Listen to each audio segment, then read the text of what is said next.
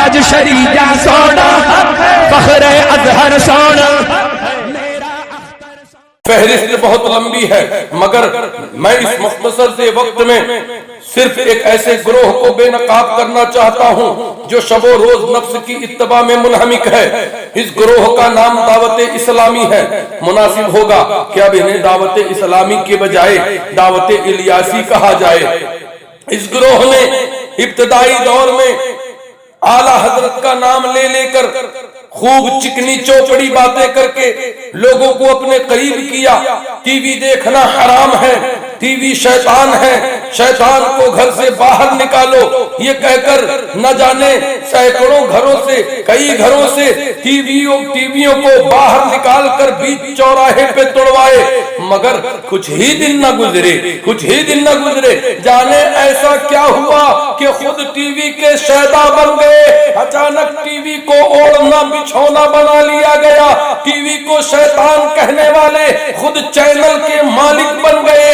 اب T V نکلوانے کے بجائے ٹی وی لگوانے کا کام کیا جانے لگا. حد تو یہ ہے کہ ٹی وی کے دیکھنے کو باعث اجر و ثواب کہا جانے لگا. ٹی وی کے دیکھنے کو باعث اجر و ثواب کہا جانے لگا. ان الیاسیوں کی ایک کتاب شائع ہوئی. اس کتاب کا نام فیضان سنت ہے. اس کتاب میں الیاس عطار کے نام کے ساتھ صلی اللہ تعالی علیہ وسلم لکھا گیا. معاذ اللہ. اسی کتاب میں اللہ کو ظالم کہا گیا. معاذ اللہ. مگر جب علماء اہل سنت نے گرفت کی تو یہ کہہ کر دامن بچاتے نظر آئے کہ یہ پرنٹنگ مسٹیک کی وجہ کر ہوا ہے. پھر ایک کتاب شائع ہوئی سرکار کا پیغام عطار کے نام. اس کتاب میں بھی ان کمزرفوں نے غوث و خواجہ کی شان میں کھلی گستاخیاں کی. جب علماء اہل سنت نے گرفت کی تو بڑی آسانی سے کہہ دیا یہ پرنٹنگ مسٹیک کی وجہ کر ہوا ہے.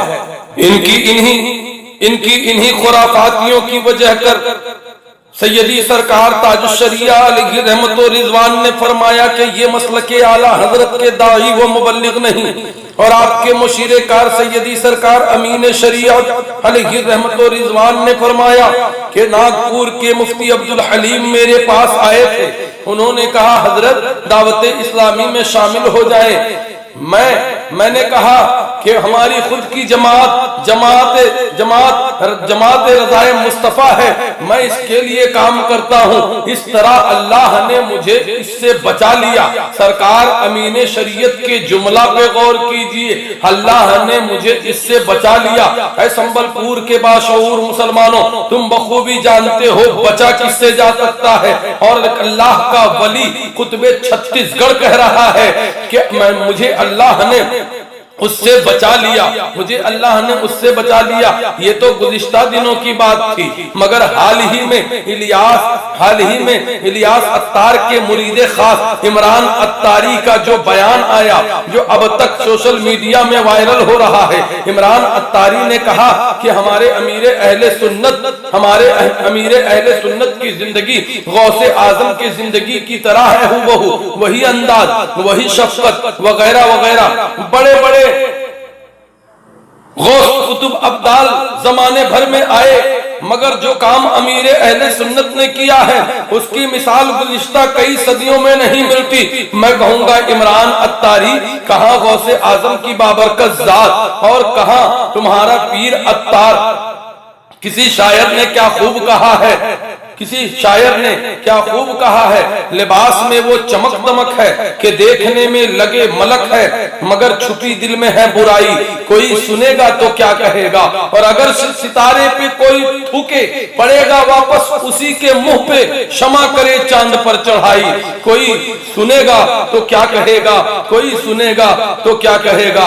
مگر ہاں اے عمران عطاری جو تم نے یہ کہا کہ امیر اہل سنت نے جو کام کیا ہے اس کی مثال گزشتہ کئی صدیوں میں نہیں ملتی. یہ 100% صحیح ہے. تمہارے بپا نے ٹی وی دیکھنے کو باعث اجر و ثواب بتایا جس کی مثال گزشتہ کئی صدیوں میں نہیں ملتی.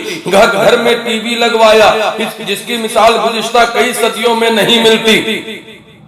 تم اور تمہارے بپا مسلسل جو مکاری کر رہے ہو، اس کی مثال گزشتہ کئی صدیوں میں نہیں ملتی۔ لبیک یا عطار کا نعرہ لگایا، جس کی مثال گزشتہ کئی صدیوں میں نہیں ملتی۔ یہی نہیں، الیاس عطار کے سر اور داڑھی کے بال کو منہ مبارک کہہ کر تقسیم کیا جا رہا ہے، گزشتہ کئی صدیوں میں جس کی مثال نہیں ملتی۔ خرد نے کہہ بھی دیا لا الہ تو کیا حاصل، خرد نے کہہ بھی دیا لا الہ تو کیا حاصل، زبان و قلب مسلمان نہیں تو کچھ بھی نہیں۔ اور ہاں، یہ صرف فریبی اور مکار و ریاکار نہیں، بلکہ بڑے پائے کے بھکاری بھی ہیں۔ ان کے بھیک مانگنے کا جو انداز ہے، اس کی بھی مثال گزشتہ کئی صدیوں میں نہیں ملتی۔ اب ان بھکاریوں نے دکانوں میں مدنی عطیات بکس لگوانے کا کام شروع کر دیا ہے، مدنی عطیات بکس لگوانے کا کام شروع کر دیا ہے۔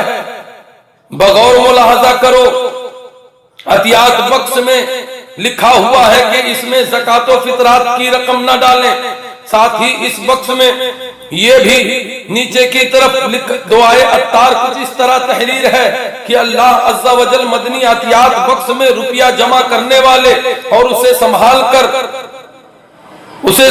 کر باب المدینہ کراچی تک پہنچانے والے سبھی کو مکہ مدینہ کی باادب حاضری نصیب فرما۔ سوال، کیا ہمارے شہر میں غربا و مساکین نہیں؟ کیا یہاں دینی ادارے نہیں؟ اگر ہیں تو پھر ہمارے شہر کا روپیہ وایا ناگپور پاکستان کیوں جائے؟ سوال، زکوٰۃ و فطرات یا چرم قربانی یا صدقات و عطیات کا زیادہ مستحق کون؟ ہمارے مذہب میں اس کے لیے بہت خوب ترتیب ہے۔ زکوٰۃ و فطرات کی رقم ہو یا چرم قربانی کی یا صدقات و عطیات کی، پہلے قریبی رشتہ دار کو دیکھیں، پھر پڑوسی کو، پھر دینی اداروں کو، پھر ضلع، پھر صوبہ، پھر ملک۔ پوچھے کوئی ان الیاسی دلوں سے کہ اپنے شہر کا روپیہ اپنے شہر، اپنے ضلع، اپنے صوبہ، اپنے ملک سے گزارتے ہوئے بیرون ملک میں پہنچانے میں کون سی فضیلت پوشیدہ ہے؟ یہ کیسی عقل مندی ہے؟ اگر یہ الیاسی لوگ جو خود کو بڑا نیکوکار سمجھتے ہیں، ذرا یہ بتائیں کہ شہر میں پاکستانی عطیات بکس لگوانے میں زیادہ ثواب ہے یا شہر میں اپنے شہر کے اداروں کے لیے عطیات بکس لگانے میں زیادہ ثواب ہے؟ زیادہ فضیلت کس میں؟ اگر ان الیاسیوں کا مقصد ڈھیروں نیکیاں کمانا ہے تو اپنے شہر کے اداروں کے لیے زکوٰۃ و فطرات کی رقم وہ چرم قربانی کیوں نہیں وصولتے؟ اپنے شہر کے اداروں کے لیے عطیات بکس کیوں نہیں لگواتے؟ جو یہ کر رہے ہیں اسے نیکی نہیں نوکری کہتے ہیں۔ ماہ رمضان میں زکوٰۃ یہ وصولیں، ہم خاموش رہیں، چرم قربانی یہ وصولیں، ہم خاموش رہیں۔ اب تو صدقات و عطیات بھی دھڑلے سے وصول رہے ہیں اور شہر کے غربا و مساکین کا حق چھین کر، اداروں کا حق چھین کر پاکستان پہنچا رہے ہیں۔ یہ گنتی کے دو چار عطاری ہزاروں کی تعداد رکھنے والے قادریوں، برکاتیوں، رضویوں، حبیبیوں کے بیچ منمانی کر رہے ہیں، یہ مقام تعجب ہے۔ اب وقت آ گیا ہے کہ انہیں ان کی اوقات یاد دلائی جائے۔ یہ شہر میں اپنی مسجد، اپنا امام، اپنا ادارہ چاہتے ہیں۔ 2 سال قبل حضور نجیب میاں قبلہ دامت برکاتہم العالیہ کے ہاتھوں موتی جھیرا سنبل پور میں ایک مسجد کی بنیاد رکھی گئی۔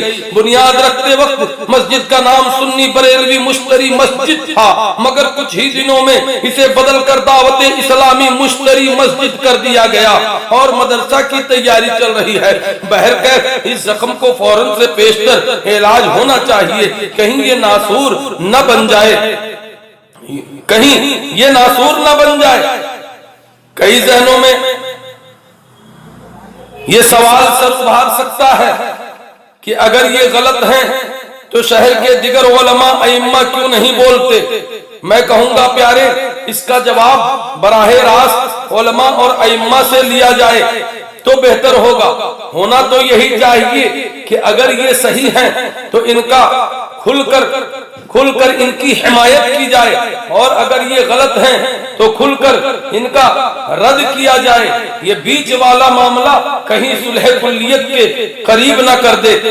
مختصر سے وقت میں جو کچھ میں نے آپ کو بتایا، اللہ تبارک و تعالی اس میں ہمیں آپ کو غور و فکر کی توفیق دے، ہمیں مسلک اعلی حضرت پر سختی کے ساتھ قائم رہنے کی توفیق عطا فرمائے۔ استغفر اللہ ربی من کل ذنب واتوب الیہ، لا الہ الا اللہ محمد رسول اللہ صلی اللہ تعالی علیہ وسلم۔ چمن باقی رہے تو پھول کھلیں گے، زندگی باقی رہے تو پھر ملیں گے۔ وما علینا الا البلاغ۔ السلام علیکم۔